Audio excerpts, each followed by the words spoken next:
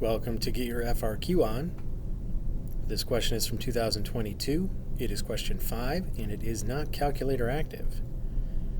In the question stem, we have a differential equation, and in part A of this question, we are asked to sketch the solution curve for the differential equation through the point 1, 2 on the slope field provided. Now, in this case, I would normally tell you whatever the initial point is, make sure you draw that one first. Although on this one, they give you that point. Maybe as just a backup, you actually color over it with whatever you're taking the test with, pen or pencil, hopefully pencil. But then you want to make sure that you draw the rest of the solution curve in a manner that is consistent with the slope field, right? So starting at that point, right, draw half of it starting from that point, and your goal here is to not do something that is obviously wrong, right? Given the way the slope field is presented, this portion of the curve seems legitimate. It's not obviously wrong, it's consistent with the slope field. And then draw the second half pretty much the same way. Not great, but consistent with the slope field.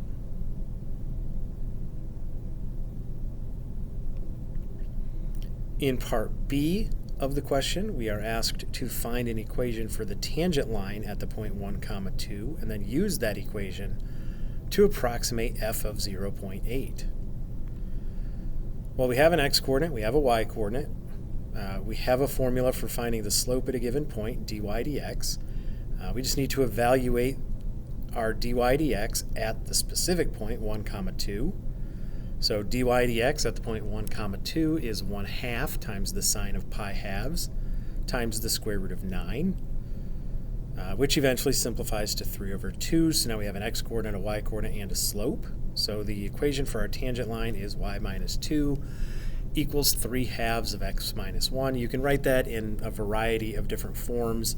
I usually use point slope form because it's the easiest to get for these kinds of questions, and you don't have to simplify it anyway. Now to approximate f of 0.8, f of 0.8 would equal 2 plus 3/2 of 0.8 minus 1. You don't have to simplify this. There's no actual algebra left to do. It's all arithmetic, so you could leave it. However, if you do simplify it, you get 1.7 for the value of f of 0.8. In part C, we are told that the second derivative of f is positive for all x between -1 and 1, and then to use this information to determine if the approximation we got in the previous part B is an overestimate or an underestimate. All right, since f double prime is positive, that means that the curve is concave up on that interval, and that interval contains our point. So if it's concave up, then the tangent line would be below the curve, which means the tangent line approximation we got in part B would be lower than the actual point on the curve for f of 0.8, which means the approximation we got in part B of this question is an underestimate.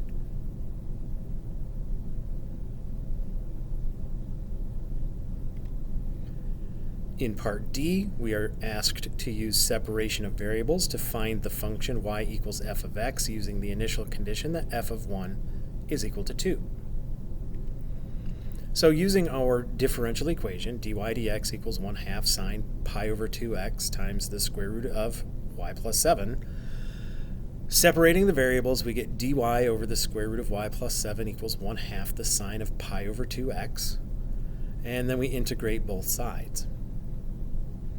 Integrating both sides, we get 2 times the square root of y plus 7 equals -1 over pi cosine pi halves x plus the constant.